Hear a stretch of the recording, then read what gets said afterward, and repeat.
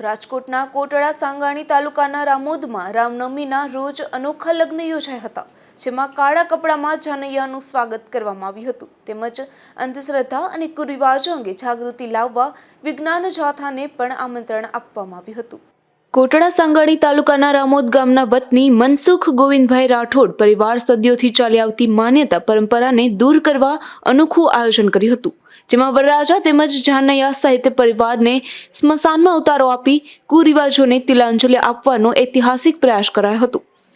રામોદ ગામની પાયલ મનસુખભાઈ રાઠોડના લગ્ન જયેશ મુકેશભાઈ સરવૈયા સાથે થયા, જેમાં કમરકોડા ગામથી રામોદ ખાતે જાનનું આગમન થયું હતું। આ જાનને કોઈ વાડીમાં નહીં પણ સ્મશાનમાં ઉતારો આપવામાં આવ્યો હતો।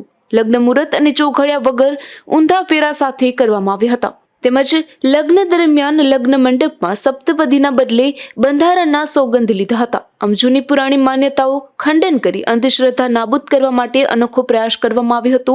આ લગ્ન સમજણપૂર્વક લગ્ન સમારોહ યોજીને અંધશ્રદ્ધાને નેસ્ત નાબૂદ કરવા સમાજમાં રહેલા કુરિવાજોને દૂર કરવા માટે અનોખો પ્રયાસ કરાયો હતો।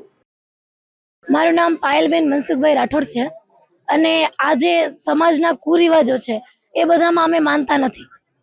જેમ કે કાળા કપડાં પહેરવાથી અપશગુન છે, લાલ કપડાં કે સફેદ કપડામાં જ એક દુલ્હન જોવા મળે છે, પણ મેં વિચાર્યું કે કાળા કપડાં કે લાલ કે પીળો એ બધા કલર એ કંઈ હોતું જ નથી।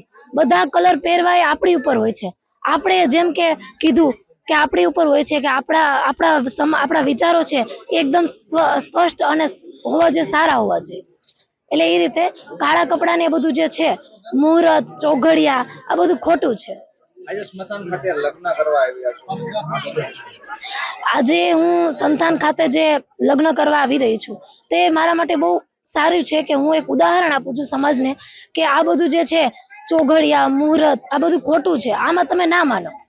બીજી વાત કે રીતિ રિવાજો મૂકી અને આ પરંપરા અપનાવવાનું કારણ રીતિ રિવાજો મૂકી અને આ પરંપરા અપનાવવાનું મારું કારણ છે કે મને જે રીતિ રિવાજોનું જે કોઈ પણ વસ્તુ છે કે કાળા કપડાં ને આ બધું મને ખોટું લાગે છે।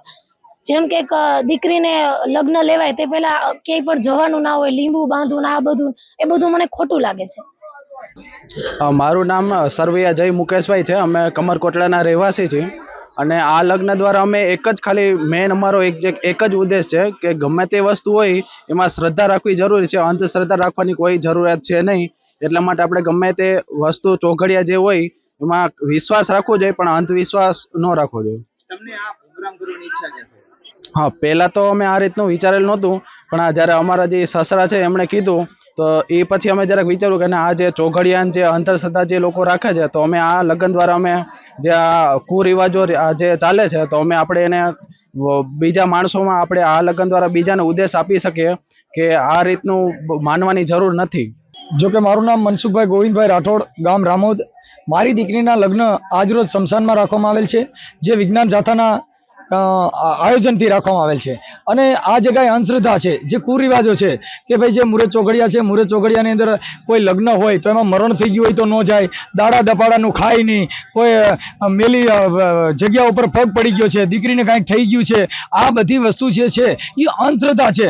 એના માટે થઈને અમારા પરિવારના અમે જે આ બાબતમાં જે વિજ્ઞાનથી આ લગ્ન કરવામાં આવ્યા તો અમારા પરિવારની અંદર કોઈ પણ એવું સપનું એવું નથી અને આ કાર્યક્રમ જાથા મુજબ આજરોજ સફળ થઈ ગયા છે।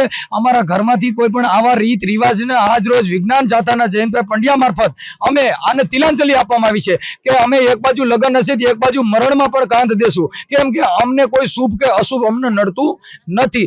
જેથી કરીને અમે વિજ્ઞાન મારફત આ લગ્ન કરવામાં આવ્યા છે। જે માણસો અત્યારે અંધશ્રદ્ધાથી જે પીછાઈ રહ્યા છે કે દીકરીને લગ્ન થયા પછી મીંડોળ છોડ્યા પછી બારી ન નીકળવા દે, એની ભેગું લીંબુ ને સોપારી રાખે, એની ભેગા તમને કોઈ કાળા તલકા કરી દે કે આને કોઈ ભૂત પ્રેત કે આવું કઈ વળગે નહીં, પણ જે ભૂતડા છે આજ રોજ અમે ભેગા જાનમાં લઈને નાચ્યા છીએ તો અમને કોઈ ફરક પડ્યો નથી, કેમ કે વિજ્ઞાનના સપોર્ટથી।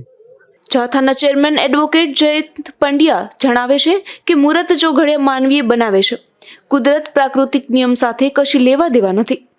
તો પિતાના કહેવા મુજબ માન્યતાઓનું ખંડન કરવાના પ્રયાસ અંતર્ગત આ લગ્નનું આયોજન સ્મશાનમાં કરવામાં આવ્યું છે। સમાજમાં રહેલ કુરિવાજને દૂર કરવા માટે અનોખો પ્રયાસ છે, ત્યારે લગ્ન અત્યારે સમગ્ર ગુજરાતમાં ચર્ચાનો વિષય બન્યો છે।